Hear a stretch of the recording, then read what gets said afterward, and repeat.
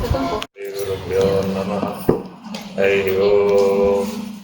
ब्रह्मानन्दं परमसुखदं केवलं ज्ञानमूर्तिं सर्वातीतं गगनसदृशं तत्त्वमस्यादिलक्ष्यम् एकं नित्यं विमलमचलं सर्वधी साक्षिभूतं भावातीतं त्रिगुणरहितं सद्गुरुं तं नमामि। नमो ब्रह्मादिभ्यो ब्रह्मविद्या सम्प्रदाय कर्तृभ्यो वंशऋषिभ्यो महाभ्यो नमो गुरुभ्यः।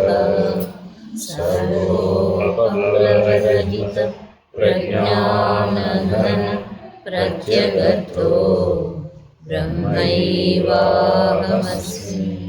अहं पदार्थरहितः सदाशिवसमारम्भां व्यासशङ्करमध्यमाम् अस्मदाचार्यपर्यन्तां वन्दे गुरुपरम्पराम्। हरि ओम्। श्रीगुरुभ्यो नमः। हरि ओम्। ॐ विद्महे अचलपरिपूर्णाय धीमहि तन्नो परात्पर प्रचोदयात्। ॐ ईश्वराय विद्महे सत्यदेवाय धीमहि तन्नः सर्वः प्रचोदयात्। ॐ सद्गुरुराय विद्महे ज्ञानपूर्वाय धीमहि तन्नो प्रचोदयात्। ॐ सद्गुरुरूपाय विद्महे ज्ञानबोधामृताय धीमहि तन्नो श्रीविद्यासागर प्रचोदयात्। हरिः ओम्। श्रीगुरुभ्यो नमः। हरिः ओम्। అపరోక్షానుభూతి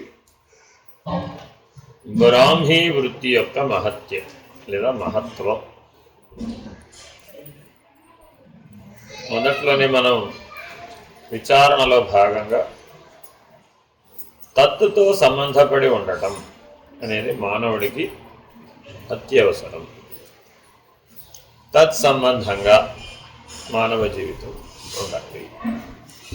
మీరెవరితో అయినా ఏదైనా మాట్లాడుతున్నారనుకోండి, దేని గురించి మాట్లాడుతున్నారండి మీరు అని అడిగారు. మీ సమాధానం ఏమిటి? ఫలానా దాని సంబంధంగా మాట్లాడుతున్నారు. ఏదో కందులు కందిపప్పు గురించి మాట్లాడుతున్నారు అనుకోండి, అప్పుడు మీకు ఏ సమాచారం ఉండాలి? తత్సంబంధ సమాచారం. సరే, లేదు ఏదో రాకెట్ సైన్స్ గురించి మాట్లాడుతున్నారు, అప్పుడు దేని గురించి జ్ఞానం ఉండాలి? తత్సంబంధమైన జ్ఞానం. అదండి. ఏదో హార్ట్ ఆపరేషను దానికి సంబంధించి ఏదో మాట్లాడుతున్నారు, అప్పుడే ఉండాలి తత్సంబంధమైన జ్ఞానం. కాబట్టి జ్ఞానం అనే అంశం ఏ అంశం గురించి వచ్చినా అక్కడ ఏమొచ్చేసిందంటే జ్ఞానగతమైన సంబంధం ఏదైనా సరే అది తత్సంబంధం. అర్థమైందండి? పిల్లవాడిని ఉయ్యాలి అలా ఊపాలి, జ్ఞానం ఉండాలి అక్కర్లేదు. పిల్లవాడిని ఉయ్యాలి ఎలా ఊపాలి, జ్ఞానం ఉండాలి అక్కర్లేదు. ఎందుకని జ్ఞానం లేకపోతే ఆ కర్మ ఎలా చేస్తావు? చేసావా చేయలేదా? చేసావా లేదా? ఇళ్ళని ఊపకుండా తెల్లెట్ట పెంచుతుంది. మరి ఇప్పుడు ఆవిడకి ఆ జ్ఞానం ఎవరు నేర్పారు? ఎవరైనా నేర్పారట? ఆవిడలోనే సహజంగా ఉందంటవా? అలా ఎలాగా?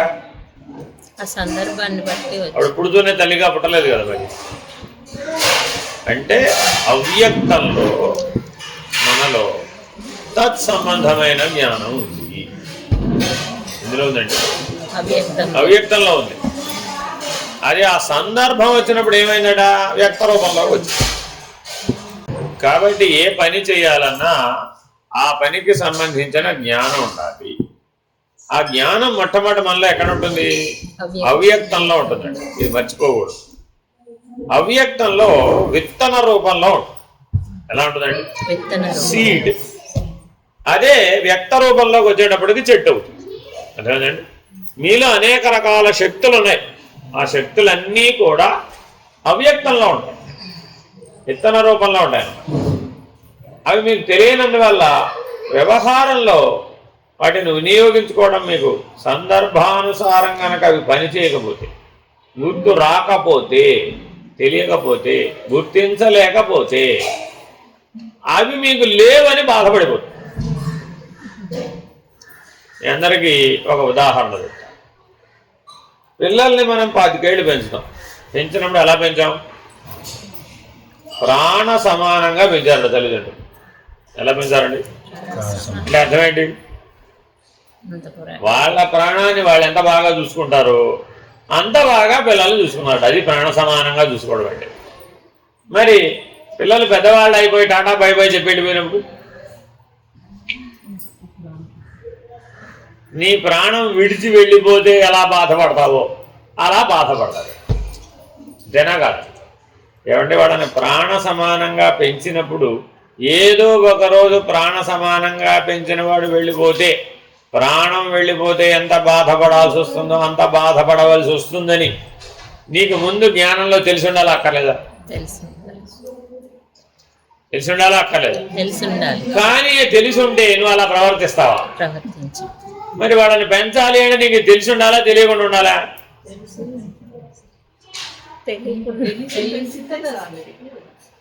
వాళ్ళని వెళ్ళిపోతారని తెలిస్తే నువ్వు వాళ్ళని సరిగా పెంచవు. తర్వాత వచ్చేటటువంటి దాని యొక్క జ్ఞానం గనక ముందే గనక ఉంటే నువ్వు ఆ పనిని సక్రమంగా చెయ్యవు. అందుకని పరమాత్మ మాయ అనే శక్తిని ప్రయోగించాడు. ఆ మాయాశక్తి యొక్క ప్రభావం చేత మీరు ఎంతసేపు వ్యక్తంలో ఉన్నదాన్నే తెలుసుకోగలుగుతారు, కానీ అవ్యక్తంలో ఉన్నదాన్ని మనం తెలుసుకోవాలి.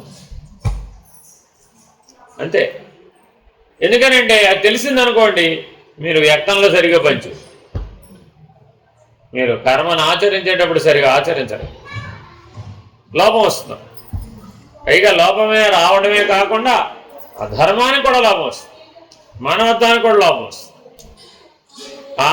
వీడు నన్ను పెంచిన తర్వాత ఏమన్నా చివరికి చూసాడా, పెట్టాడా? భవిష్యత్తు నీకు ముందే తెలిసిపోయిందండి.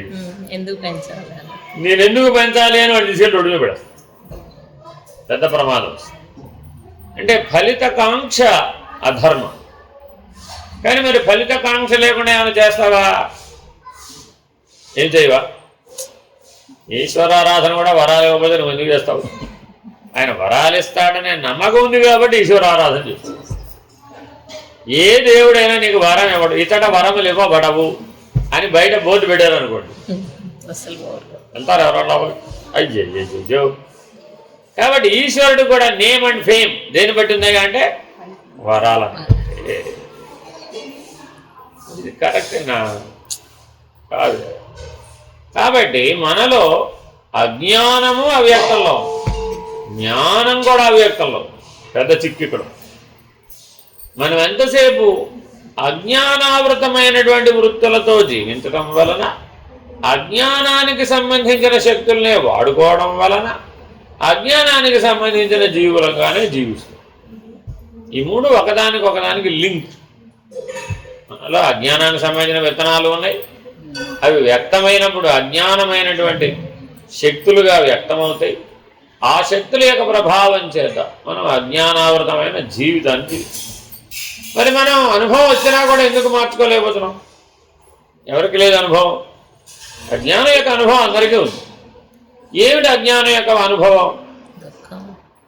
అజ్ఞానం యొక్క అనుభవం ఏమిటి?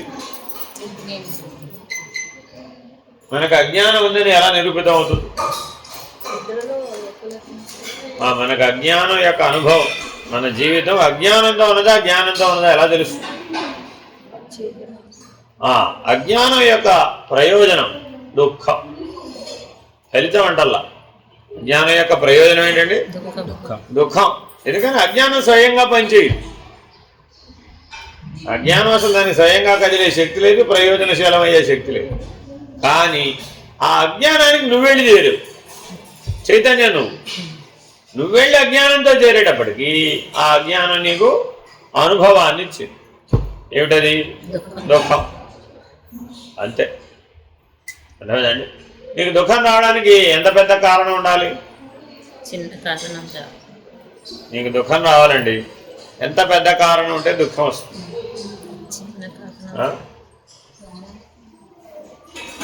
చిన్న ఉదాహరణ చెప్తా. మీరు పిండి మరకు వెళ్ళారు ఎప్పుడన్నా? వెళ్తారు కదా, ఏదో పిండి పట్టించుకురారని పిండికి వెళ్ళారు, అంతేనా కాదా? మీ అదృష్టవశాన ఆ పిండి మరలో కారం పడుతున్నాడు. పట్టకూడదని అన్నదా? వెళ్ళారు మీరేదో గోధుమలో ఏదో పట్టుకెళ్ళారు. అక్కడికి వెళ్ళగానే ఆ కారపు ఘాటు వస్తున్నారా? అదా మరి కారం పడుతూ ఉంటే గాలిలో అంతా కారపు రేణువులు ఉంటాయన్నమాట. వాడికేమో పట్టేవాడికి ఏమో చూడండి, మీకు కావాల్సి వస్తే ఇప్పుడు హాయిగా గోధుమలు ఎలా పడతాడో కారం కూడా అలాగే పడతాడు. వాడికి ఏం తుమ్ములు రావు, దగ్గు రాదు, ఏమి లేదు, ప్రశాంతంగా ఉంటాడు. ఈ బయట నుంచి పెడతాడే వీడికి అక్కడ పట్టుకున్న తుమ్ములు ఇంటికి వచ్చేదాకా కూడా వదిలిపెట్టాడు. ఇప్పుడు ఆ దుఃఖం వాడు కోరి తెచ్చుకున్నాడా? కోరకుండానే దుఃఖం వచ్చిందంటావా? పరీక్షా ప్రారంభం వల్ల ఇతరుల ఇచ్చ వల్ల వచ్చిందంటావా? లేదా అనిచ్ఛ వాడు కోరకుండానే లభించిందంటావా? లేదు వాడు ఆల్రెడీ కోరిన కోరికలో అది భాగమై ఉందంటావా? ఇచ్చా ప్రారంభమే అయిందంటావా? ఎలా చెప్తావు? వాడికి పని పాడలేక అక్కడికి ఎవరు వెళ్ళమన్నారు? కాబట్టి ఆ అవసరంలో అనుషంగికం ఈయన దుఃఖం. అదేనండి, నాకు అరటి పండు తొక్క లేకుండా పండాలన్నట్టు ఎవడు ఎలా పడుతుంది? వీలవుతుందే. కాబట్టి కర్మానుభవం అనేది దుఃఖం అనేటువంటి ఆవరణ లేకుండా లభించదు. ఏ కర్మానుభవమైనా కనగడం దానికి ఆవరణ ఏమిటి? దుఃఖం. ఎలాగైతే అరటి పండు తొక్క లేకుండా లభించదు, పండదు. అరటి చెట్టు దగ్గరికి వెళ్ళి తొక్కలన్నీ నువ్వే ఉంచేసుకో, పండ్లు మాత్రం నాకేమండి ఇస్తున్నావు, అది అసహజం కదా. అలాగే ఈ సృష్టిలో కర్మ ధర్మ మర్మము ఏమిటయ్యా అంటే కర్మం అనేది దుఃఖమనే ఆవరణంతోనే లభిస్తుంది, అది లేకుండా లభించదు. సరే, కర్మ అనే వృత్తి ఒక వృత్తే కదా, కూడా కర్మ కూడా ఒక వృత్తే. ఆ వృత్తి మనకి కలుగుతుందా కలగడం లేదా? పొద్దులేని దగ్గర రాత్రి పోయేదాకా, పుట్టిన దగ్గర పోయేదాకా కర్మ అనే వృత్తి సహజంగా మనలో కలుగుతూ ఉంది. మరి ఆ సహజంగా కలిగే వృత్తి అజ్ఞానావృతమా జ్ఞానావృతమా అని విచారణ నువ్వు చేసుకోవాలా అక్కర్లేదు. అంటే ఒక కర్మ చేసే ముందు, ఒక ఆలోచన చేసే ముందు, ఒక క్రియ ఆచరించే ముందు ఇది నేను జ్ఞానం అనే దృష్టితో చేస్తున్నానా లేదా అజ్ఞానం అనే దృష్టితో చేస్తున్నానా అని చూసుకోవాలి. అందువలన అజ్ఞానం యొక్క ప్రయోజనం దుఃఖం. మొదటి ప్రయోజనం ఏంటంటే అజ్ఞానం వల్ల దుఃఖం. ఇప్పుడు అజ్ఞానం మనకేమైనా నేర్పుతుందా నేర్పడం లేదా? ఓ బ్రహ్మాండంగా నేర్పుతుంది. అది నేర్పినంత పాఠం ఎవరు నేర్పలేదు. ఎందుకని? బలమైన దుఃఖానుభవాలన్నీ ఆ అజ్ఞానంలోనే మనకు లభించు. మళ్ళా చేయకుండా మనం వదిలేసినవన్నీ, పూర్వం ఏవో కొన్ని చేసామా లేదా? ఆ చేసినవి మళ్ళీ ఎందుకు చేయడం లేదు? అది దుఃఖం కాబట్టి. దుఃఖం కాకపోతే మళ్ళీ చేసేవాడివే, అంతేనా కాదా? ఉదాహరణ చెప్పనా? లడ్డూల్లో కర్పూరం వేస్తారు కదా, లడ్డూల్లో కర్పూరం వేస్తారా లేదా? కొత్త కోడలికి వాళ్ళ అత్తగారు చెప్పింది, అమ్మాయి లడ్డూలు చేస్తున్నాను కర్పూరం పట్టరామ్మా అని. ఏం చేసింది ఆవిడ? ఏదైనా కర్పూరమే కదా, అంతే. పైగా అత్తగారు నడవచ్చు కదా కనీసం, ఇదేనా అని ఆవిడకి బాగా తెలుసని ఈ కర్పూరం అడిగి అందులో కనిపిస్తుంది. అది నాకు తెలియదు. ఏనమ్మా, అత్తగారు కోడలు గారు వివేకవంతురాలని అనుకుని అలా చెప్పింది. చెప్తే ఈవిడేం చేసింది? వెళ్ళి కలిపేసింది. ఏం చెప్పింది అత్తగారికి? కర్పూరం కలిపాను. మీరు కర్పూరం ఏమన్నారు కదా, కర్పూరం కలిపేశాను అని. అత్తగారు ఏమనుకుంది నిజంగానే, అబ్బా మా కోడలు ఎంత తెలివైందో, ఎంత ఎంత పరిజ్ఞానం ఉన్న కోడలు లభించడం విశేషం అని ఆవిడ పాపం లడ్డూలు అన్నీ కట్టేసి అందరికీ పెట్టేసింది, ఊరంతా కూడా పంచేసింది. మరి సారే కదా, రెండు కర్పూరాలు వాసన ఒకలాగానే ఉంటాయి, కట్టేటప్పుడు తెలియదు, నోట్లో వేసుకుంటేనే తెలుస్తుంది. అది అర్థమైందండి. మరి ఇచ్చేస్తే వాళ్ళందరూ తినేమైంది, అందరూ హాస్పిటల్ పాలయ్యారు. ఎందుకు అయ్యారో తెలియదు, ఇంట్లో వాళ్ళు హాస్పిటల్ పాలయ్యారు, ఊరంతా ఎవరు తింటే వాళ్ళందరూ హాస్పిటల్ పాలయ్యారు. అంటే అజ్ఞానం. బాగా గుర్తుపెట్టుకోవాలండి. దీనికి అంతటా ఈ స్టోరీకి కారణం ఏమిటి? అజ్ఞానమే కారణం. Very very important. అందరూ కలిసి వచ్చి అత్తగారి మీద కేసు పెట్టారు. ఇంతమంది మీద ఫుడ్ పాయిజనింగ్ అయ్యేట్ చేసిందని అత్తగారి మీద కేసు పెట్టారు. ఇప్పుడు అత్తగారు కోర్టుకు వెళ్ళి పోలీసులు వెళ్ళి ఏం చెప్పాలి? అప్పుడేమవుతుంది? కేసు మారిపోతుంది, కోడలేడి జైలుకు పోవాల్సి వస్తుంది. అంతేనా కదా? అత్తగారు ఆల్రెడీ 60 ఏళ్ళు 70 ఏళ్ళు, మన విశాలాక్షి గారి లాగా 80 ఏళ్ళు. సరేలే ఆ సంవత్సరం 2 సంవత్సరాల్లో జైల్లో కూర్చొని వస్తే పోతుంది. ఇప్పుడు ఈ కోడలను అక్కడికి పంపి లేని పొందా కదా తేవడం ఎందుకని ఆవిడ నెత్తి మీద వేసేసుకుంది. అదే పొరపాటు అండి. నేను సరిగ్గా చెప్పుకుండవలసింది. పచ్చ కర్పూరం అని నేను చెప్పి ఉండలేదు, కర్పూరం అన్నాను, కలిపేసింది. బాధ్యత నాదే. అమ్మాయికి తెలియదు, చిన్నపిల్ల, అమ్మాయిని క్షమించేసేయండి, అది ఇదేదో చెప్పి. సరే, ఎవరో ఒకరు బాధ్యత తీసుకోవాలి కదా. ఇప్పుడు మరి తీసుకుంది కదా ఈవిడ, శిక్ష ఎవరికి వేయాలి? ఇప్పుడు శిక్ష ఎవరికి వేయాలి? ఇద్దరికీ కాదు. అదేమిటి చిన్నవాడిదంటావా? రండి, తయారు చేసిన ఆవిడది కాదు, తయారు చేయమన్నా ఈవిడిది కాదు, పంచిన ఆవిడది కాదు, తిన్నవాడిది అంటావేంటి కొంప తీసి? వాడికి ఎలా వేస్తాం శిక్ష? వాడు ఆల్రెడీ సఫరర్. మన జీవితంలో కూడా ఈ 4 పాత్రలు ఎప్పుడూ ఉంటాయి. కర్మ అంటే ఈ 4 పాత్రలు ఉంటాయి. కర్త, కారయిత, ప్రేరకశ్చ, అనుమోదకశ్చ అని 4 ఉంటారు కర్మానుభవంలో. ఆ 4 బాధ్యులే, ఆ 4 బాధితులే. కాబట్టి ఈశ్వర నియతి ఏమిటయ్యా? అందరికీ వేసేసాడు శిక్ష. ఇక్కడ మన లెక్క ప్రకారం ఎవడో ఒకరిని పట్టుకుని ఆడేస్తాం. ఈ శిక్ష అమలులోకి రాదు. ఇది ఒకవేళ అమలులోకి వచ్చినా తాత్కాలికం.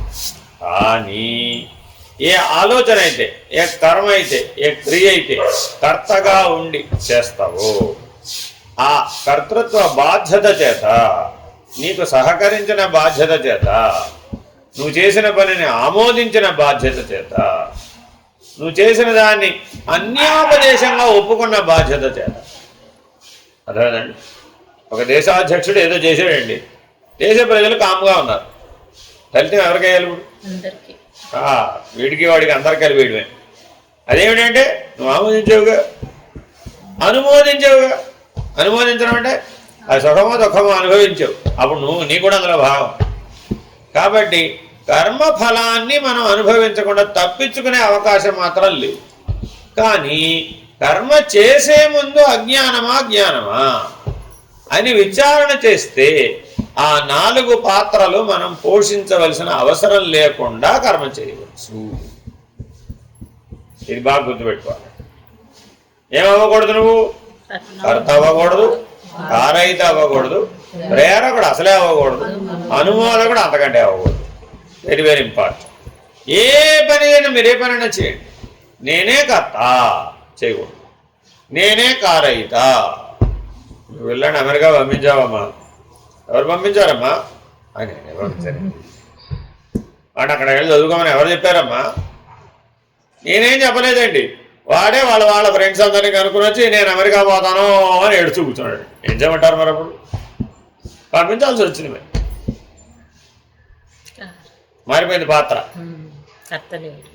నేను చదువుకోలేకపోయానండి, మా నాన్న ఇప్పుడు చదివించలేదు నన్ను. ఇప్పుడు నాకేమైంది? ఒక్కడే పిల్లాడిగా అన్నాను, ఎంతైనా డబ్బు సంపాదించాను, హాయిగా చదివిస్తాను. వాడు ఎంత చదువుకుంటారంటే అంత చదివిస్తాను. ఎక్కడ దాకా చదువు ఎట్ట చెప్పేవాళ్ళు లేరా? కర్త, కారయిత, ప్రేరకశ్చ. ఏంట్రా అది? అందరు ప్రపంచంలో ఉన్న వాళ్ళందరూ అమెరికా వెళ్ళి చదువుకుంటూ ఉంటే, పెద్ద పెద్ద ఉద్యోగాలు చేస్తూ ఉంటే, పెద్ద పెద్ద ప్యాకేజీలు తెచ్చుకుంటూ ఉంటే, మా ఆఫీసులో వాళ్ళందరూ పిల్లలందరూ అక్కడికే పోయారు, మా ఇంటి పక్కల వాళ్ళందరూ అట్టే పోయారు, మన సంబంధీకులందరూ అట్టే పోయారు, మన చుట్టాలంతా అక్కడే ఉన్నారు, మన పక్కాలంతా అక్కడే ఉన్నారు. నువ్వు అని వాడిని ఒక కర్ర అట్టుకుని తారమంటాం. అదేమిటి? ప్రేరకశ్చ. నాలుగోది అనుమోదకశ్చ. అందులో ఉన్న ఆనందాన్ని ఊహ ద్వారా అనుభవించడం, వాడిని ఊహ ద్వారా అనుభవింపజేయడం. రెండునే ఇందులో తగదు. వీడు ఊహ ద్వారా అనుభవించడమే కాదు, వాడి కూడా ఏం చెప్తాడు, ఆహా ఓహో అదంతా ఇదెంత, అలా తెలుసుకో, నీకు ఎలా తెలియదు, ఇలా తెలియదు. ఊహ చేయి, కనీసం ఒకసారి ఊహించుకో. 3 కోట్ల రూపాయల ప్యాకేజ్ నీకు వచ్చిందంటే నీ జీవితం ఎలా ఉంటుందో, 10 కోట్ల అప్పు అయితే ఎలా ఉంటుంది? అంతే కదా. 3 కోట్ల ప్యాకేజ్ వస్తే వాడు 10 కోట్లు అప్పు చేయకుండా ఎందుకుంటాడు? ఆ 10 కోట్లు జరుగుతున్నాడు వాడికి 30 ఏళ్ళు పడుతుంది గొడవ. అంతేనా కదా? కాబట్టి ఇలాగా దాని వెనక ఉన్నటువంటి జ్ఞానాజ్ఞానముల యొక్క వ్యక్తావ్యక్తముల యొక్క కర్మ ఇప్పుడు రెండులోగానే ఉంటుంది.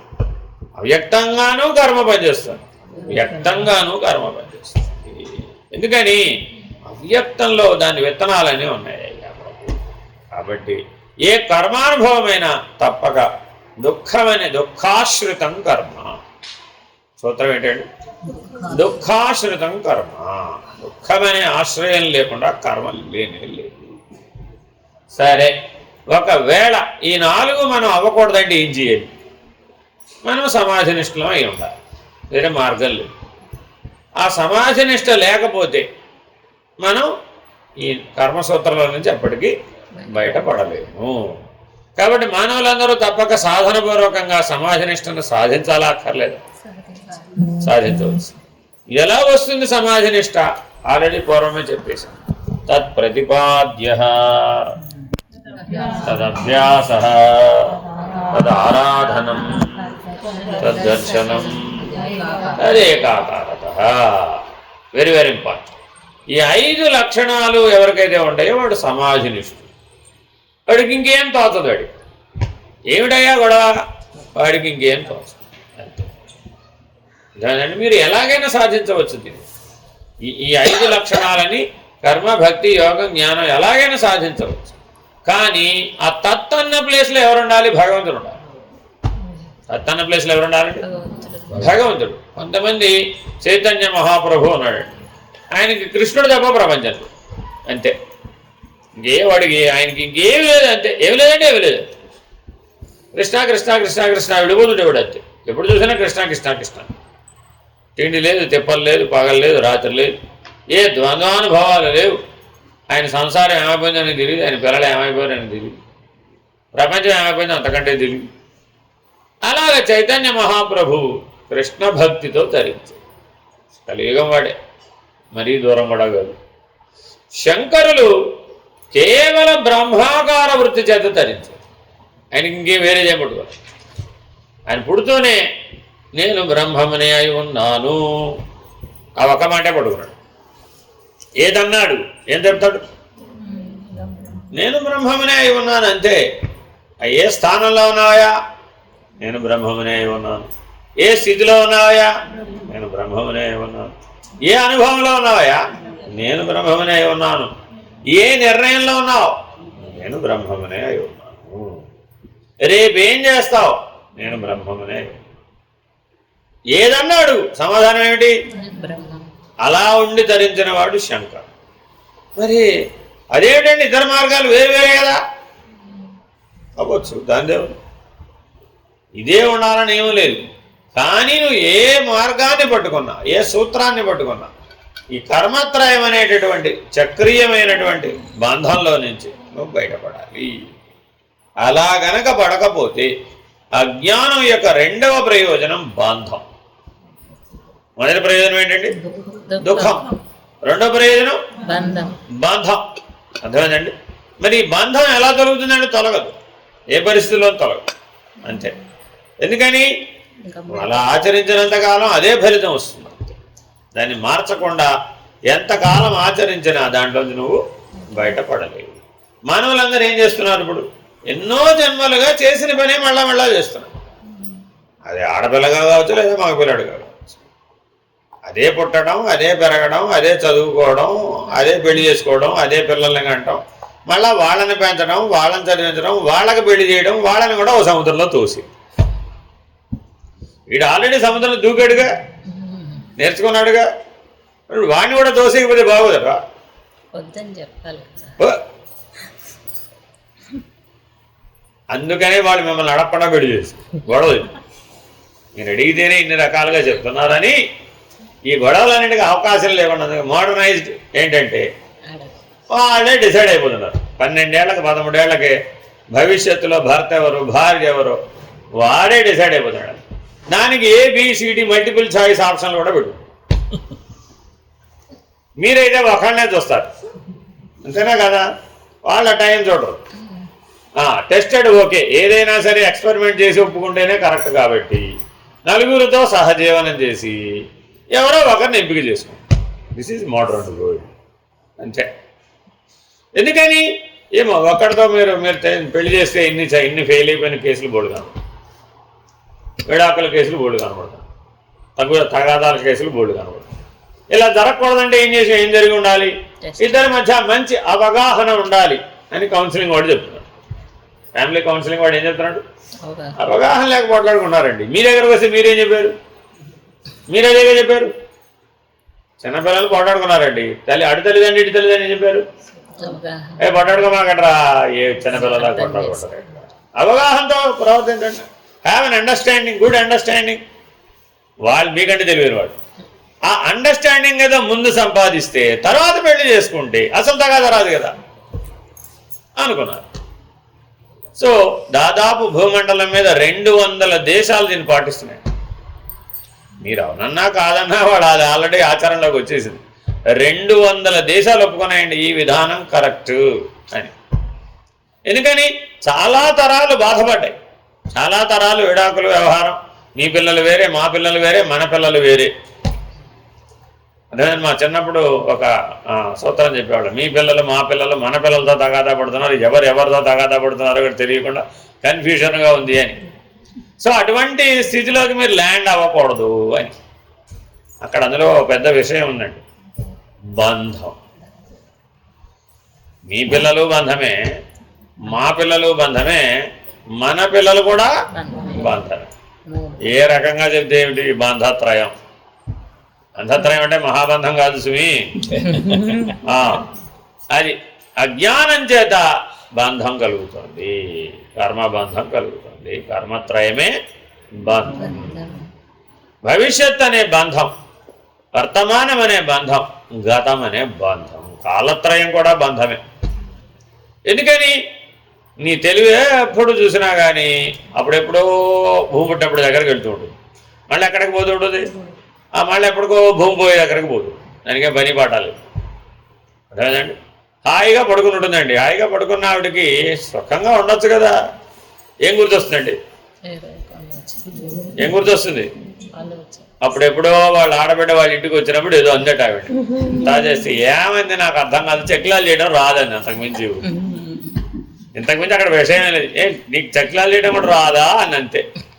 అది ఆవిడకి చాలా ఫీల్ అయిపోయి నన్ను అంత మాట పట్టుకుని అంటుందా అంతే. ఇంకా జీవితం అంతా ఇదే గోల. ఇప్పుడు ఆవిడ మళ్ళా చక్కిలాలు ఎప్పుడు చేశాను, ఆవిడెప్పుడు మెచ్చుకున్నాను, ఈవిడ దుఃఖం ఎప్పుడు పోయాను, పోతుందా? పోదంతే. ఇది ఇంతే కదా, ఆ జీవితానికి అది అంతే. ఇప్పుడు తర్వాత జన్మకి నేను పరిష్కరించాలి ఈశ్వరుడు. ఎందుకని నీ వల్ల కాదుగా. ఇంట్లోంచి బయటపడడం నీ వల్ల. ఏవైతే ఏ బంధములలో నుంచైతే నీవు విజ్ఞానంతో వివేకంతో ఆలోచించి బయటపడలేకపోతున్నావో ఆ రెస్పాన్సిబిలిటీ, దాని బాధ్యత ప్రకృతి తీసుకుంటుందండి. ఈ శరీరం వదిలిపెట్టేసేటప్పుడు తీసుకుని ఏం చేస్తుందంటే ఈసారి వాళ్ళిద్దరినీ భార్యాభర్తలు చేసేస్తుంది. ఏ ఆడబిడ్డతో అయితే తగాదా వచ్చిందో ఉత్తర జన్మలో ఏం చేస్తుందంటే వాళ్ళిద్దరినే భార్యాభర్తలు చేసి పడేస్తుంది. ఇప్పుడు చక్రాలు ఎవరు చేస్తారో ఎవరు ఒప్పుకుంటారు, చక్రం కూడా పోతుందండి అక్కడ. కానీ అక్కడ ఏమైపోయింది? సమన్వయ లోపం. ఏమిటి గొడవ? సమన్వయ లోపం అంతేనా కదా. ఇప్పుడు ఇద్దరు పొద్దున్న సాయంత్రం దాకా ఎదురు బదురు కూర్చొని సమన్వయ లోపం గురించి చర్చించుకునే సంబంధాన్ని తయారు చేస్తారు. అప్పుడు ఏమైపోతుంది, పేర్లు మారిపోవచ్చు. ఇప్పుడు వెంకటలక్ష్మి ఇప్పుడు శుభలక్ష్మి అవ్వచ్చు, ఇప్పుడు సుబ్బారావు ఇప్పుడు వెంకట్రావు అవ్వచ్చు. కానీ మరి ఆ సంబంధం, అనుబంధం, బంధం యొక్క ప్రభావం నిన్నేమి విడిచిపెట్టదు. కాబట్టి ఏనాడో జరిగిన వాటన్నింటినీ తరచి తరచి తరచి తరచి గుర్తు చేసుకోవడం ఒక పెద్ద సమస్య. ఇంకొకటి ఏంటి, ఎప్పుడో జరగబోయే వాటి సంగతి. అర్థమైందండి. మా మనవడికి పెళ్లి చేస్తే వాడు ఏ ఆఫ్రికా అమ్మాయినో పెళ్లి చేసుకుంటే వాడు అక్కడ పెళ్లి చేసుకోకుండా, అలాంటి వాడిని పెళ్లి చేసుకోకుండా మనవాడిని ఇప్పటి నుంచే ఎలా కంట్రోల్లో పెంచాలి. ఆవిడ అమ్మ మనవాడు ఎక్కడున్నాడు, ఇంకా పుట్టలేదు, పుట్టని మనవాడిని ఎలా కంట్రోల్లో పెంచాలని ఇవిడ బుర్ర బదలు కొట్టుకుంటాడు. ఇప్పుడు మరి ఇది ఆలోచించాలా అక్కర్లేదా? ఏమో వాడు ఇంటర్ క్యాస్ట్ మ్యారేజ్ చేసుకుంటాడో ఇంటర్నేషనల్ మ్యారేజ్ చేసుకుంటాడు. మీరు ఇంటర్ క్యాస్ట్ మ్యారేజ్ వద్దంటున్నారండి, ఇప్పుడు అన్ని ఇంటర్నేషనల్ మ్యారేజెస్. చిన్న పని వద్దన్నారు అనుకోండి, అప్పుడు ఏం చేస్తారు వాళ్ళు, ఆ పెద్ద పని చేస్తారు. అందుకని దేశాలే మారిపోతున్నాయండి మీరు. అందుకని ఈ ఎల్లలు లేవండి, ఇవన్నీ మనం పెట్టుకునే ఎల్లలే ఈ గొడవలన్నీ. అర్థమేనండి. అందువల్ల చాలా చాలా పెద్ద సమస్య పట్టుకొస్తాడు వాడు. ఆఫ్రికా అమ్మాయిని పెళ్లి చేసుకుని వచ్చాడండి, ఏం చేస్తావు? హారతి ఇవ్వాలా, దండ వేయాలా, ఎర్రనీళ్ళు తీయాలా, కొబ్బరికాయ కొట్టాలా, గృహప్రవేశం మంత్రాలు చదవాలా, వాట్ ఈస్ దిస్ అంటుంది ఆవిడ. సరిపోతుంది గొడవ. కాబట్టి భవిష్యత్తు గురించి ఎంతనో ఆలోచించి ఏమిటి చేస్తావు, అది ప్రయోజనం. కానీ నీకు బంధం దుఃఖం తప్పలేదుగా. ఆలోచించండి. ఎవరైనా పెళ్ళి అనగానే ఇదంతా గుర్తొస్తుంది. మీరు చూసుకోండి, దీంట్లో పెద్ద సీడ్ ఏమిటంటే, ఎవరో మామూలుగా ఏదో పెళ్లి శుభలేఖ తెచ్చిచ్చారండి. తెచ్చిస్తే ఇవిడికి స్టోరీ అంతా గుర్తెందుకు రావాలి? పెళ్లి శుభలేఖ పట్టుకొచ్చిన వాళ్ళందరికీ ఈ స్టోరీ చెప్పు అంతే.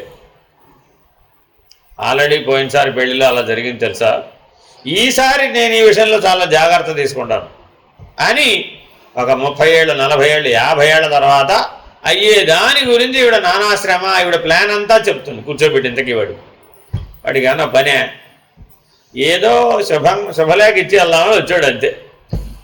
వాడిని కూర్చోబెట్టి 40-50 ఏళ్ల ప్లాన్ అంతా చెప్తే వాడు ఏమైపోవాలి. కానీ మరి ఏం చేస్తాడు పాపం, కర్మ. మీ ఇంటికి వచ్చి మరి కాఫీ తాగి నీకు శుభలేఖ ఇవ్వాలంటే మరి అదంతా భరించవలసింది. ఇలాగ మనకు తెలియకుండానే మనం కర్మ చేత బాధించబడుతున్నాం. ఆలోచించుకోండి. ఊరికే ఉదాహరణ చెప్తున్నానండి. మన జీవితంలో జరిగే అన్ని సమస్యలు ఈ చక్రీయమైనటువంటి భ్రమణంలోనే ఉన్నాయి. భూత భవిష్యత్ వర్తమానాలనే చక్రంలో తిరుగుతున్నాయి, లేదా ప్రారంధము ఆగామి సంచితం అనే కర్మత్రయంలో అయినా తిరుగుతాయి. ఈ రెండు ఒకే ఇరుసు మీద ఉన్నాయండి, గుర్తుపెట్టుకోవాలి మీరు. This is very very important. ఈ కాలచక్రం, ఈ కర్మచక్రానికి రెండింటికి ఆధార స్థానం ఒకటే, వేరు వేరు కాదు. అది పెద్ద చక్రం, ఇది చిన్న చక్రం అంతే. ఆ పెద్ద చక్రాన్ని అనుసరించి ఈ చిన్న చక్రం గిరగిరా తిరిగిపోతుంది. పెద్ద చక్రం ఒక చుట్టూ తిరిగి వచ్చేటప్పటికి కర్మచక్రం 100 సార్లు తిరుగుతుంది. అంత తేడా ఉందన్నమాట. కాలచక్రం ఒకసారి తిరిగి వచ్చేటప్పటికి మనకు 100 ఏళ్ళు అయిపోతుంది. అంత కర్మానుభవం పోగుపడిపోతుంది. కాబట్టి కర్మచక్రాన్ని దాటలేని వాడు కాలచక్రాన్ని దాడుతాడు. కాబట్టి బంధం, కర్మబంధము, కాలబంధము రెండు ఉన్నాయి. ఈ రెండింటినీ అధిగమించాలి. అవి నిజానికి బంధం కాదు, ఒక పరిమితి. నీ జ్ఞానానికి ఒక పరిమితి. కర్మత్రయం చేత నీ జ్ఞానం పరిమితం అయిందండి, అప్పుడు నేను జీవుడు అన్నారు. కాలత్రయం చేత నీ జ్ఞానం పరిమితం అయిందండి, అప్పుడు ఈశ్వరుడు అన్నారు. లేదు ఇక్కడ ఆత్మ అన్నారు, అక్కడ పరమాత్మ అన్నారు. లేదు ఇక్కడ జీవుడు అన్నారు, అక్కడ బ్రహ్మం అన్నారు. ఎలా అది మార్గభేదమే తప్ప వస్తుభేదం కానీ స్థితి భేదం కానీ ఏమి లేదు. వ్యష్టిగా కర్మత్రయం చేత నీ జ్ఞానం కనుక పరిమితమైనట్లయితే నీవు జీవుడవే. నువ్వు అజ్ఞానం అని ఎవరు అంటలేదండి. నీవు అజ్ఞానం అని అసలు ఏ శాస్త్రం చెప్పదు. నువ్వు జ్ఞానివే, సందేహం లేదు. కానీ అది పరిమితించబడింది దేని చేత? కర్మత్రయం చేత. మరి బయటపడడం ఎలాగా? అంటే ఒక 2 సూత్రాలు చెప్పారు. ఒకటేమిటి, నీవు రెండిటికి ఇరుసు ఒకటే కదా, ఆధార స్థానం ఒకటే కదా, నువ్వు ఆధార స్థానాన్నే పట్టుకో. ఇంకప్పుడు చక్రాల జోలి నీకు అనవసరం, దాని వెంబడి తిరగవు. నీకేమీ ప్రమాదం రాదు, అనుభవం రాదు, ఇంకేముండదు, సాక్షిగా ఉంటావు. ఆధార స్థానంలో సాక్షి ఉన్నాడు. ఆ సాక్షి పేరే ఆత్మ, ఆ సాక్షి పేరే పరమాత్మ. కర్మత్రయానికి సాక్షిగా కనుక ఉన్నట్టయితే ఆత్మస్వరూపుడు, కాలత్రయానికి సాక్షిగా ఉంటే పరమాత్మస్వరూపుడు. కాబట్టి ఆ ఆధార స్థానంలో ఉన్న సాక్షిగా నువ్వు ఉండు. ఇది సులభంగా ఉందా లేదా? తిరగక్కర్లా, ఏ చక్రంలోనూ తిరగక్కర్లా, వెనక్కి ముందుగా ఆలోచించక్కర్లా, అన్నీ పరమాత్మ మీద పడేసాడు. తాను పరమాత్మ స్వరూపుడైన సాక్షిగా నిలకడ చెంది స్వరూప జ్ఞానంతో ఉన్నాడు, ఆధార స్థానంలో నిలకడ కలిగి ఉన్నాడు. ఇంకప్పుడు వాడికి కర్మత్రయం యొక్క బంధం లేదు, కాలత్రయం యొక్క బంధం కూడా లేదు వాడికి. అప్పుడు వాడికి మరలా జన్మ రావాల్సిన అవసరం లేదు. సరే, ఇదొక మోడల్. రెండో మోడల్ ఉంది. అదేమిటయ్యా అంటే, తిరుగుతూనే ఉంటాడు, ఈశ్వర ఈశ్వర ఈశ్వర అంటూ తిరుగుతాడు. వాడిని తిరగకుండా ఆగడం కుదరదు. కానీ ఏ చక్రంలో తిరిగినా ఏమంటాడు? ఈశ్వర ఈశ్వర ఈశ్వర అంటూ. అంటే అర్థం ఏంటి? ఏదో లభించింది, ఈశ్వర, ఏదో లభించలేదు, ఈశ్వర. అర్థమైందండి? ఆవిడ 40 ఏళ్ల పాటు వంట చేసిందండి. వంట చేస్తే ఆ వంట చేసినప్పుడు వాళ్ళ ఆయన ఎన్నిసార్లు మెచ్చుకుని ఉండాలి?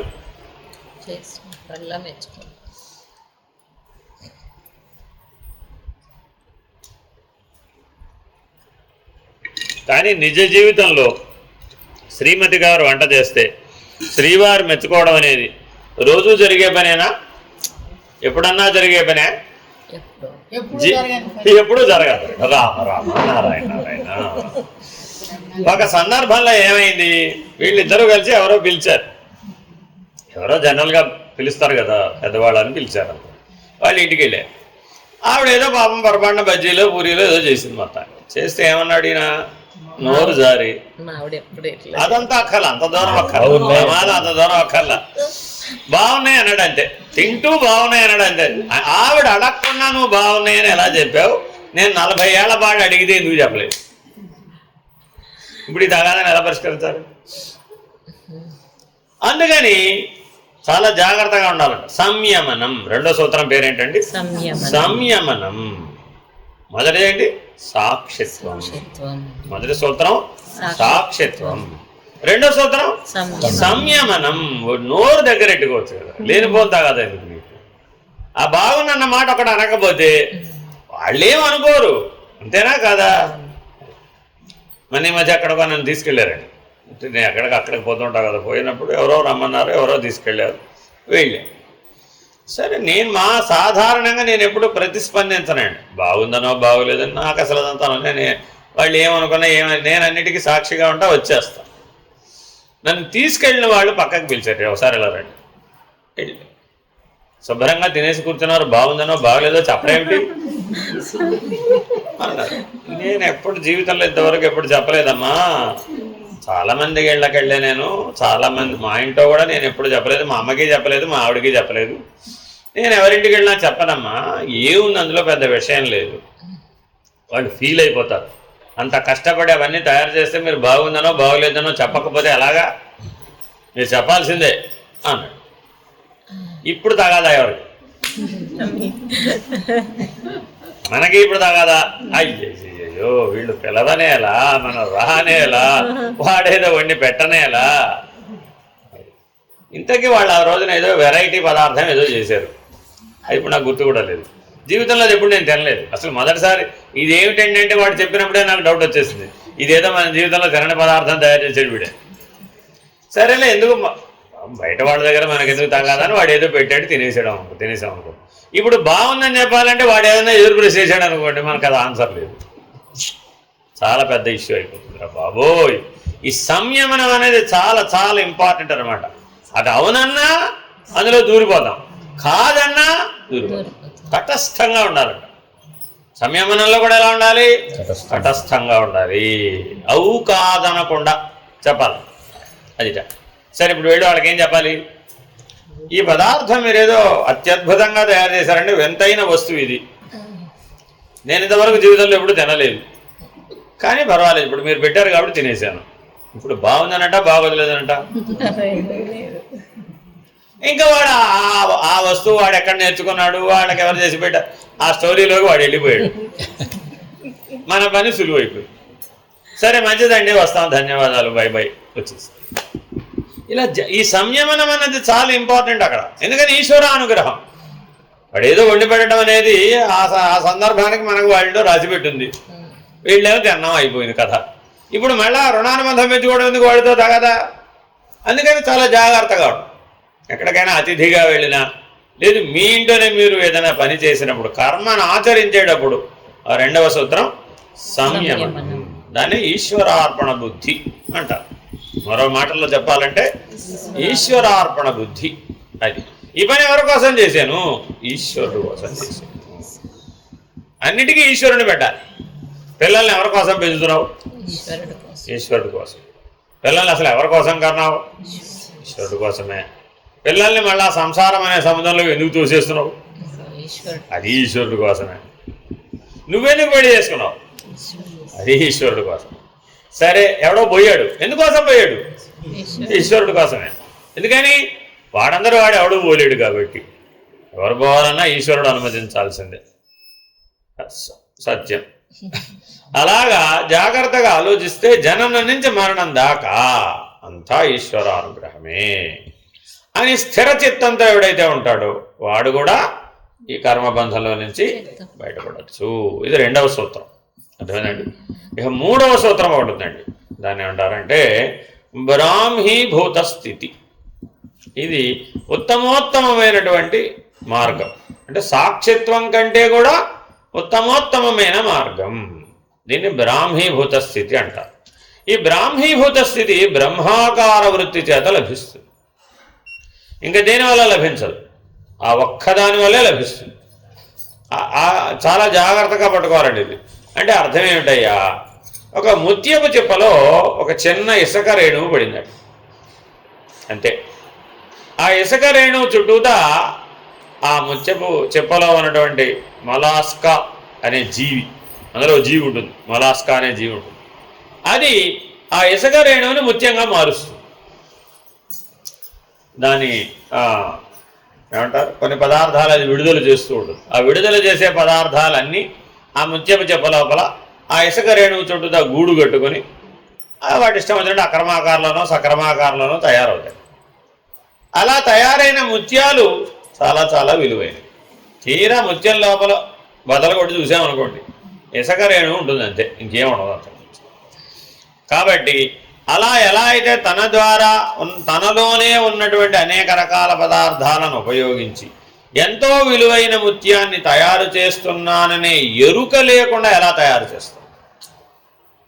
ఆ జీవికి ఆ ముత్యం విలువ తెలియదండి, దానికి ఏం తెలియదు. దాని లెక్కలో ఏమిటంటే ఇది ఎప్పటికప్పటికి బయటికి దోసేయాలి, విసర్జించదగిన పదార్థం. మనం ఏం తీయలేదనుకోండి, అది కొంతకాలం తర్వాత ముత్యం చెప్పేలా విచ్చుకుంటుంది. విచ్చుకుని ఈ ముత్యాన్ని బయటికి తోసేస్తుంది, వెళ్ళిపోతుంది. ఆ బయటికి తోసేసే క్రమంలో మళ్ళీ ఇసుక రేణువు ఇంకోటిపోతుంది, మళ్ళీ అదే ఉద్యోగం. దాని జీవితం అంతా ఒకటే పని.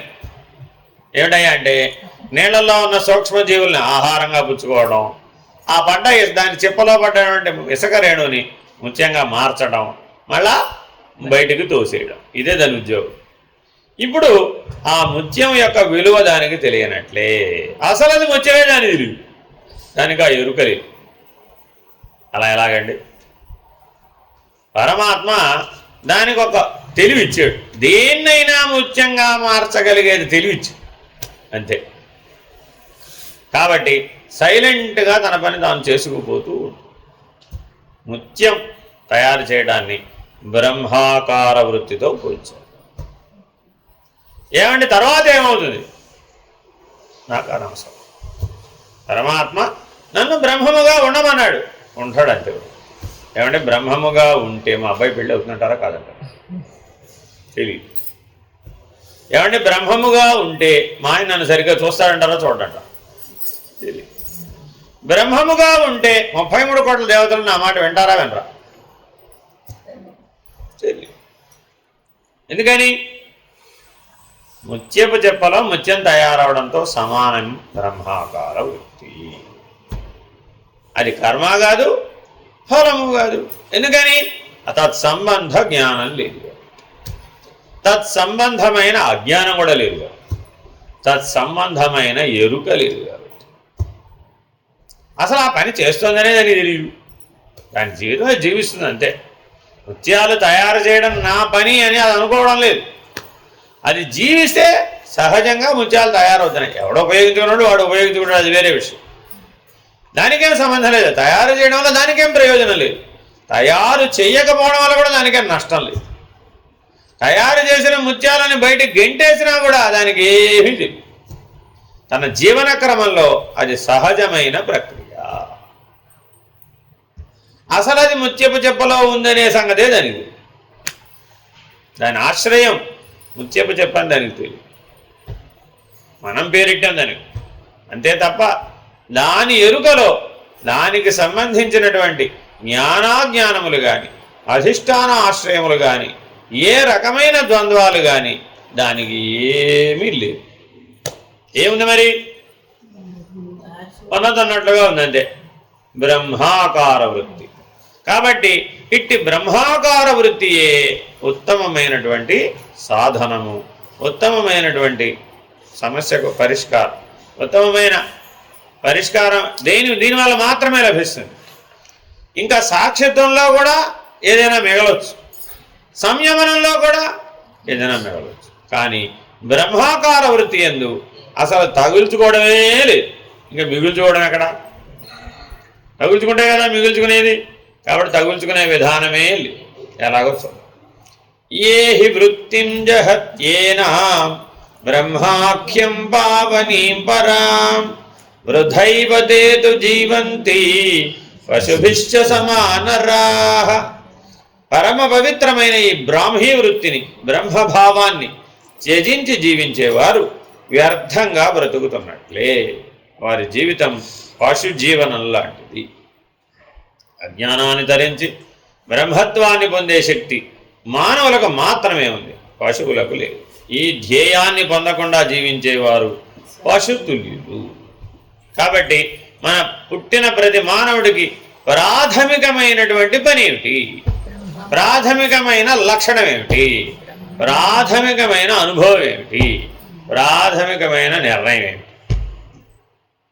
ఈ 4 మాటలు ఎప్పుడు గుర్తుండాలి మీకు. ప్రాథమికమైన పని ఏమిటి? బ్రహ్మాకార వృత్తి. ప్రాథమికమైన లక్షణం ఏమిటి? నేను బ్రహ్మమునే అయిపోతాను. ప్రాథమికమైన అనుభవం ఏమిటి? ఉన్నదంతా బ్రహ్మమే. ప్రాథమికమైన లక్షణం ఏమిటి? ఉన్నదన్నట్లుగా ఉన్నది. ఈ 4 దగ్గరే బండి ఆగిపోవాలి. 4 కాదది, ఒక్కటి కాదు, 0. మొదటి ఏంటండి? 4, తర్వాత 1 కాదది, 0. ఏమిటండి 4, 1, 0? మొన్నటిదాకా 24, 25, 26 మా బుర్ర తినేసారు.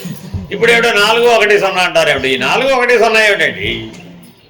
మహదహంకారము, మహత్తు, అవ్యక్తము, బ్రహ్మము. అలా చెప్తే ఎన్ని? 4. అసలు ఈ 3 ఎక్కడున్నాయి? లేవు కదా. బ్రహ్మం ఒక్కటే ఉన్నది. అర్థమైందండి? ఈ 3 లేనే లేవు. అప్పుడు ఏమైపోయింది? 4 1 అయిపోయింది. 1 కాదురా బాబు, అది 0. ఎందుకని? ఎందవేమీ లేవు. అదే మొదలు అదే చివరండి. 1 దాంతో లెక్కటం ఎందుకు? ఇంకా దాని తర్వాత ఏమైనా ఉంటే 1 తర్వాత 2 ఉంటే 1 అనాలి. అసలు ఉన్నదంతా అదే అయితే మీరు 1 అంటారా 0 అంటారా? ఉన్నదంతా అదే అన్నప్పుడు అంతటా నిండి ఉన్నది. అది మరి అంతటా నిండి ఉన్నదాన్ని పూర్ణం అనవలనే కానీ, లేదా శూన్యం అనవచ్చు, లేదని చెప్పవచ్చు. ఎక్కడా లేదు, లేదా అంతటా ఉన్నది. వెతికి చూడబోతే ఎక్కడా లేదు.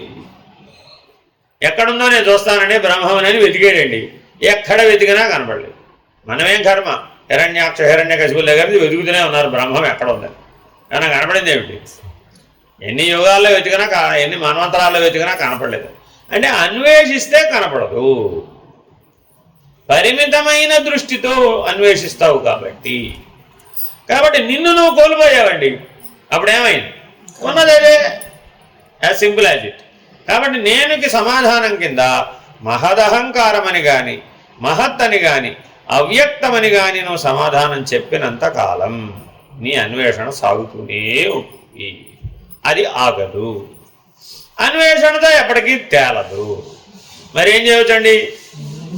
నిన్ను నువ్వు పోగొట్టుకోవయ్యా బాబు, ఓ పనిలో ఉండు నువ్వు. బ్రహ్మాకార వృత్తి అనగానేమి?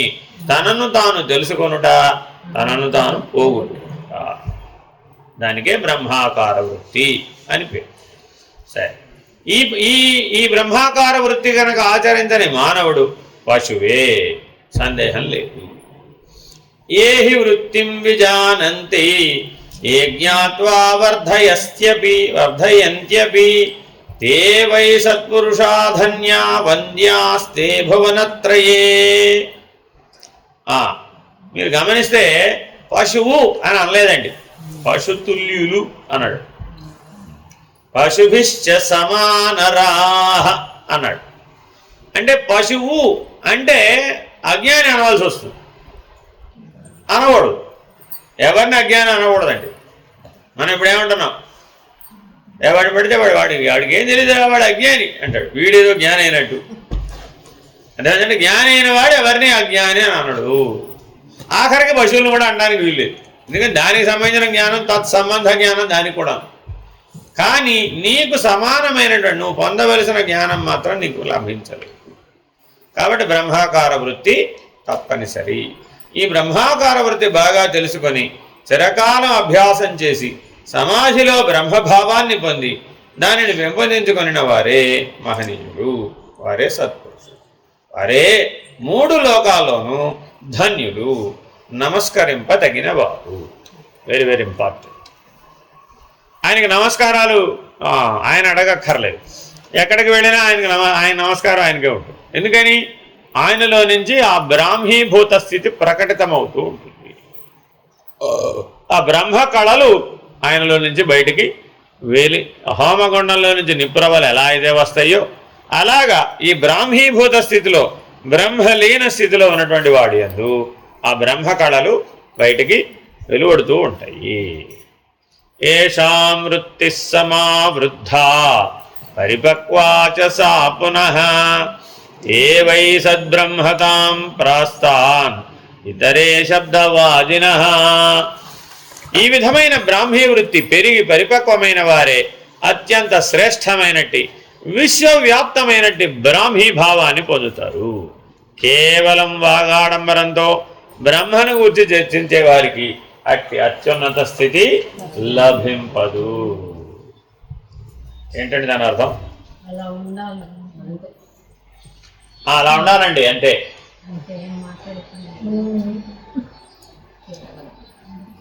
శ్రీలక్ష్మి హైదరాబాద్కి నీదైతే మంజునాథ్ కాల్ చేస్తాను. జాగ్రత్తగా మనం ఆలోచిస్తే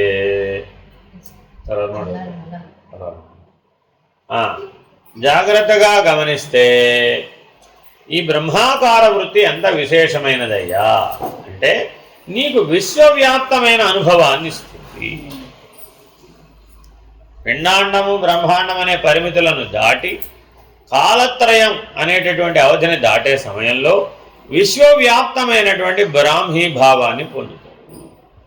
కాబట్టి బ్రహ్మం అంటే కంచంలో ఉన్న అన్నము కూడా బ్రహ్మమే, అనంత విశ్వాన్ని సృజించే కాలం కూడా బ్రహ్మమే. మరి దాని ఆ దృష్టితో ఆ స్థితిలో ఆ నిర్ణయంతో ఆ అనుభవంతో పొందిన వాడే ఆ జన్మరాహిత్యం సాధించడానికి అర్హత కలిగి అదేనండి. కేవల వాగాడంబరంతో అంటే అర్థం ఏంటి?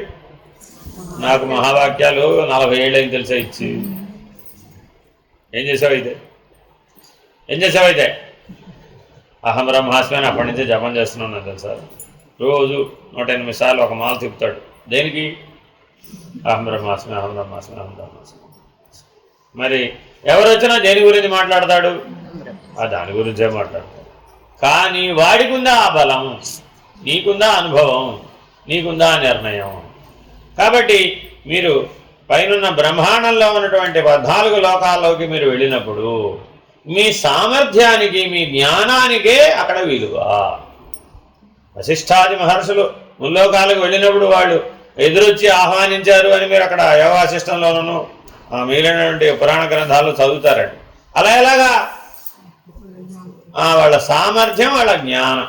వాళ్ళు ఏ బ్రహ్మాండానికి వెళ్ళినా వాళ్ళకి బ్రహ్మరథమే పడతారు. ఎందుకని వాళ్ళు బ్రహ్మ విధులు కాబట్టి. అనంత విశ్వము ఏ కాలంలో పరిభ్రమిస్తోందో ఆ కాలానికి సంబంధించినటువంటి జ్ఞానాన్ని, సామర్థ్యాన్ని కలిగి ఉండి కాలాన్ని అతిక్రమించినటువంటి వాళ్ళు అవుతారు. వాళ్ళు నీ జ్ఞానంతో కాలం అనే చక్రాన్ని కూడా అతిక్రమించు. కానీ మరి అటువంటిది లేకపోతే కేవలం వాగాడంబరత మాత్రమే మిగులుతుంది. కుశలా బ్రహ్మ వార్తాయాం వృత్తిహీనాసురాగిణః దేహ్యజ్ఞాని తమానూనం పునరాయాంతి యాంతి చ. కొందరు బ్రహ్మ విషయేకమైన మాటలు బాగా మాట్లాడతారు. కాలమై తెలివిగా వేదాంత చర్చలు చేస్తారు, ప్రవచనాలు బాగా చేస్తారు. కానీ వారు బ్రాహ్మీ వృత్తి లేని వారై ఉంటారు, రాగయుక్తులై సాంసారిక వాసనలతో కూడిన వారై ఉంటారు. అటువంటి వారు నిజంగానే అజ్ఞానులు. వారు పుడుతూ చస్తూ ఉంటారు అజ్ఞానం వల్ల. ఎంత చెప్పాడో శంకర భగవత్పాదులు సూటిగా మన గురించే చెప్పాడు. ప్రతి లక్షణం మనకు మ్యాచ్ అయిపోతుంది. చూసుకోండి, కావాల్సి వస్తే. తెలివిగా వేదాంత చర్చలు చేస్తారు. చేస్తున్నావా లేదా? ఎన్నాడ పంచీకరణ అయిపోయింది, బ్రహ్మాండ పంచీకరణ అయిపోయింది, ఈశ్వర పంచీకరణ కూడా అయిపోయింది, కర్మ అయిపోయింది, కాలం అయిపోయింది. చెప్పడానికి ఏమీ మిగలలేదుగా. వేదాంత గ్రంథాలు కూడా ఏమీ మిగలలేదు. చర్చించడానికి జ్ఞానం అసలేం మిగలలేదు. పరబ్రహ్మ నిర్ణయం దాకా కూడా చర్చించేసాం, అయిపోయింది. తర్వాత ఏంటండి? కానీ వారు బ్రాహ్మీ వృత్తి లేని వారే ఉంటారు. నిద్ర వస్తే తట్టుకోలేము, ఆకలి వస్తే తట్టుకోలేము, అర్థమైందండి? ఏది శారీరక వేదన ఏమొచ్చినా తట్టుకోలేము. మరి బ్రాహ్మీ వృత్తి ఉన్నట్టా లేనట్టా? తెలియదు. రాగయుక్తులై సాంసారిక వాసనతో కూడిన వారే ఉంటారు. Body present, mind absent. రాగయుక్తులై సాంసారిక వాసన అంటే అర్థం ఏంటి? Body present, mind absent. అంటే తెలివి ఎక్కడికో పోతూ ఉంటుంది. మరి ఎక్కడికో పోతే సంసారం ఉన్నట్టే. మరి నీ సంసారం ఇప్పుడు ఎక్కడుందంటే మరో బ్రహ్మాండంలో కూడా ఉండవచ్చు, ఇక్కడే ఉండక్కర్లా. ఎక్కడైనా ఉండవచ్చు. ఈ బ్రహ్మాండంలోనే ఉండవచ్చు, మరో బ్రహ్మాండంలో కూడా ఉండవచ్చు, లేదా మరో లోకంలో ఉండవచ్చు, ఎక్కడైనా ఉండవచ్చు. నీకెప్పుడు బ్రహ్మాకార వృత్తి, బ్రాహ్మీభూత స్థితి, బ్రహ్మలీన స్థితి లేకపోయినట్లయితే, సదా అది కనుక లేకపోయినట్లయితే నీకు రాగయుక్తత, సాంసారిక వాసన మిగిలి ఉన్నట్లే. అది గనక మిగిలి ఉంటే అటువంటి వారు నిజంగానే అజ్ఞానం. ఎవరు నీకు సర్టిఫికేట్ ఇవ్వక్కర్లా, ఇదే నీకు సర్టిఫికేట్ అంట. ఉత్తమోత్తమైన బ్రాహ్మీభూత స్థితి ఎందు నువ్వు సర్వమును మరచిన వాడవై మునిగిపోయి ఉంటే, మగ్నత చెందితే తప్ప ఈ జ్ఞానం నిర్ణయం అవ్వదు. అట్లా ఎవరికైతే అయ్యిందో వాళ్ళు నిజంగా బ్రహ్మజ్ఞానులే. బ్రహ్మవిత్ బ్రహ్మైవ భవతి, బ్రహ్మవిదాప్నోతి పరం. నిమేషార్థం న తిష్టంతి వృత్తిం బ్రహ్మమయీం వినా, యథా తిష్టంతి బ్రహ్మాద్యా సనకాద్య శుకాదయః. బ్రహ్మాది లోకపాలుర వలె సనకాది సిద్ధుల్లాగా, శుకదేవాది పరమహంసలలాగా జ్ఞానులైన వారు ఒక్క అర్ధక్షణం కూడా బ్రహ్మమయ భావన లేకుండా ఉండరు. సర్వదా బ్రహ్మభావంతో లీనమై ఉండడమే రాజయోగుల లక్ష్యం. శంకర భగవత్పాదులు రాజయోగం గురించి చెప్పలేదు. పెద్ద ప్రమాదం, పెద్ద తాగాద. మేమే చెప్పామంటారు ఎవరో. మీరెక్కడ చెప్పారండి? మీ అద్వైతంలో రాజయోగం లేదు అంటాడు. ఏదో బాగా చదివేసినట్టు, బాగా తెలిసినట్టు. కాబట్టి ఈ ఖండన మండనాలు చేసేవారు ఎవరో కూడా సరిగ్గా దేన్ని పరిశీలించిన వారు కాదన్నమాట. కాబట్టి అర్ధక్షణం కూడా ఎవరైతే బ్రహ్మలీనతలో నుంచి బయటకు రాకుండా ఉంటారో, సదా బ్రహ్మభావంతో లీనమై ఉంటారో వాళ్ళే రాజయోగులు. ఎందుకంటే ఈ మంచి చెప్తున్నానండి, మేము ఆశ్రమానికి వెళ్ళాం, మేమందరం కలిసి వెళితే అక్కడ లేని హడావిడి లేదు, అన్ని హడావిడిలో ఉన్నాయండి. ప్రపంచంలో ఉన్న హడావిళ్ళు అన్నీ అక్కడ ఉన్నాయి. ఏంటయ్యా మనం చెప్పేది ఏమిటి, చేసేది ఏమిటి, మన సిద్ధాంతం ఏమిటి, మీరంతా ఇలా ఉన్నారేమిటి అని అన్నాం. నోరు ఊరుకోదు కదా మనకి. అంటే ఆయన ఏమన్నాడు తెలుసా? రాజయోగం కదా సార్. అంటే అర్థం ఏమిటి అన్న, మనం ఏదైనా లేదు సార్, బయలైపోయాం కదా మనం ఆల్రెడీ పరబ్రహ్మం అని నిర్ణయం అయిపోయింది కదా, చర్చలో తేల్చేసాం కదా, విచారణలో తేల్చేసాం కదా. కాబట్టి పరబ్రహ్మం అనే పేరు మీద మనం ఏదైనా చేసేది సార్. ఇప్పుడు ఆయనకి ఏం చెప్పలేదు, ఇలా ఉంటుందన్నమాట. అంటే అర్థం ఏంటి, ఈ రాజయోగం అనే దానికి ఒక ప్రామాణ్యత, ఒక విధానం ఉరికే చర్చల ద్వారా వాగాడంబరం ద్వారా నిర్ణయించుకోవడమే ఇప్పుడు ఉన్నటువంటి ప్రాచుర్యత. పైగా 3 నిమిషాల్లో తేల్చాలండి మీరు. వాళ్ళ సభ ఒకటి ఉంటుంది, ఆ సభలో నీకు 3 నిమిషాలు టైం ఇస్తారు. ఆ 3 నిమిషాలు నువ్వేం తేల్చాలి, పరబ్రహ్మాన్ని నిర్ణయం చేసేయాలి అంతే. అలా చెప్పారు నాకు, నా వల్ల కాదు, నేను 3 నిమిషాల్లో పరబ్రహ్మాన్ని నిర్ణయం చేయడం నా వల్ల అసలు కానే కాదు. 30 నిమిషాలు కాదు, 3 గంటలు ఇచ్చినా కూడా చాలా కష్టం, అది అలా కుదరదన్న. అయితే మీరు పనికిరారు కొన్నాను, అమ్మయ్యా బయటపడ్డారా బాబోయ్ అనుకున్నాను. అర్థమైందండి. చాలామంది ఉన్నారండి ఈ మధ్య, నాకు ఆ ఫోన్లు కూడా ఎక్కువైపోయినాయి. ఫోన్ చేసి అర్జెంటుగా మీరు అది చెప్పండి, అది వస్తే మీకు అన్నీ వచ్చినట్టు, అది రాకపోతే మీకు రానట్టే. నా వల్ల కాదురా బాబు, అలా కంఠదా పెట్టి నేను చెప్పలేను, నా వల్ల కాదు, కానీ నాకేమీ రాదని అనుకోమని చెప్తాను. ఇది కూడా మనకు వచ్చిందని మనం ఎందుకు వాళ్ళతో కుస్తీ పట్టాలి ఇప్పుడు మనం. కాబట్టి రాజయోగం అనేది వాళ్ళ విరివిగా వాడబడుతున్నటువంటి విధానం, కానీ దానంత దోషభూయిష్టంగా ప్రశ్న ఇది అవి కేవలం ఎటువంటి వాళ్ళకంటే శంకర భగవత్పాదులు లాంటి వాళ్ళకే అది వర్తిస్తుంది. రాజయోగులు అంటే గృహస్థాశ్రమంలో ఉండి బ్రహ్మజ్ఞానం నేర్చుకోవడానికి ప్రయత్నం చేసే వాళ్ళందరూ రాజయోగులే అనే అపప్రథ కూడా ఉంటుంది. సన్యాసులు రాజయోగులు కాదని, కేవలం గృహస్థాశ్రమంలో ఉన్న వాళ్ళని మాత్రమే రాజయోగులని పిలవాలి అనేటటువంటి భ్రాంతిగత నిర్ణయం కూడా, ఇది చాలా దోషం. అర్థమేనండి. కాబట్టి స్వామి వివేకానంద కూడా రాజయోగంలో ఒక పుస్తకం రాసాడు. కానీ ఈ గొడవ అంతా అయింది, కానీ ఓ పుస్తకం ఓ ప్రవచనం చెప్పాడు, అదే పుస్తకం వేశాడు. దాంట్లో చదివితే మనకు ఉంటుందండి. దాంట్లో అసలు ఆశ్రమ ధర్మంతో మీకు పని లేదు. బ్రహ్మచర్య, గృహస్థ, వానప్రస్థ సన్యాసులు అందరూ రాజయోగానికి అర్హులే. ఎందుకని బ్రహ్మనిష్టకు అందరూ అర్హులే, మానవులందరూ అర్హులే. కాబట్టి రాజయోగికి వీడైతేనే పనికొస్తాడు, ఈ స్కూల్ అయితేనే పనికొస్తుంది, ఈ ఉపదేశం అయితేనే పనికొస్తుంది, ఈ సంప్రదాయం అయితేనే పనికొస్తుంది. ఏ పరిమితులు లేవు.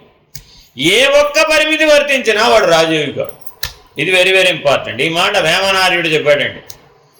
వేమన శతకంలో ఆ రాజయోగి అంటే ఎవరో చెప్పేశాడు అనమాట. యోగులందు రాజయోగి హెచ్చు, ఇక వాడే ఫైనల్. ఎవరయ్యా మీకు తెలిసిన రాజయోగి అంటే శ్రీకృష్ణ పరమాత్మ. ఎవరండి రాజయోగి అంటే? శ్రీకృష్ణ పరమాత్మే రాజయోగి. అంతకుముందు ఎవరైనా ఉన్నారు? దక్షిణామూర్తే పెద్ద రాజయోగి, ఆయనే మొదటి రాజయోగి. ఏమిటయ్యా, ఈ సృష్టి అంతా శివ కుటుంబమే. నీకంటే కనీసం 3-4. శివ కుటుంబంలో ఎంతమంది ఉన్నారు? అనంతకోటి బ్రహ్మాండాలు శివ కుటుంబమే. అలా ఒప్పుకోగలిగిన వాడు రాజయోగి. రాజయోగి అంటే ఈ 3 నా సంసారం, ఈ 3 నా కుటుంబం అనేవాడు కాదు. అనంతకోటి బ్రహ్మాండాలు నా కుటుంబం. I'm responsible for all those things and I'm a spectator for that. ఒకే ఏకకాలంలో ఎలా ఉన్నాడండి? అనంతకోటి బ్రహ్మాండాలు నావే, ఏవి నదివే. ఏకకాలంలో పూర్ణము శూన్యము అయి ఉండాలి ఆయన. అప్పుడు మాత్రమే రాజయోగ లక్షణానికి సరిపోదు. సరే, ఇక్కడ జగద్గురువులు ప్రారంభ దశ నుండి ధ్యేయాన్ని పొందడానికి ధ్యానం అవసరమని అన్నారు. యోగ దర్శనకారులైన పతంజలి శరీర నిగ్రహం, ప్రాణాయామం మొదలైన వాటిని ధ్యానానికి ముందుగా విధించారు. కార్యకారణ సంబంధాన్ని, వృత్తి జ్ఞానానికి సాధనాలను గురించి చెప్తున్నారు. అది ఆఖరి అధ్యాయం. వృత్తి జ్ఞానం అంటే ఇక్కడ బ్రహ్మాకార వృత్తి. ఈ ఒక్క బ్రహ్మాకార వృత్తిని ఏ జ్ఞానంతో నిలబెట్టుకోవచ్చు అన్న ఒక అంశంతో అపరోక్షానుభూతి పూర్తయిపోతుందండి. ఈ బ్రాహ్మీభూత స్థితి, బ్రహ్మలీన స్థితి యందు సదా నిలిచి ఉండడమే అపరోక్షానుభూతి. హరి ఓం శ్రీ గురుభ్యో నమః. హరి ఓం. పూర్ణమద పూర్ణమిదం పూర్ణాత్ పూర్ణముదచ్యతే పూర్ణస్య పూర్ణమాదాయ పూర్ణమేవావశిష్యతే. ఓం తత్సత్. ఓం శాంతి శాంతి శాంతి. హరి ఓం. శ్రీ గురుభ్యో నమః. హరి ఓం. నారాయణ నారాయణ.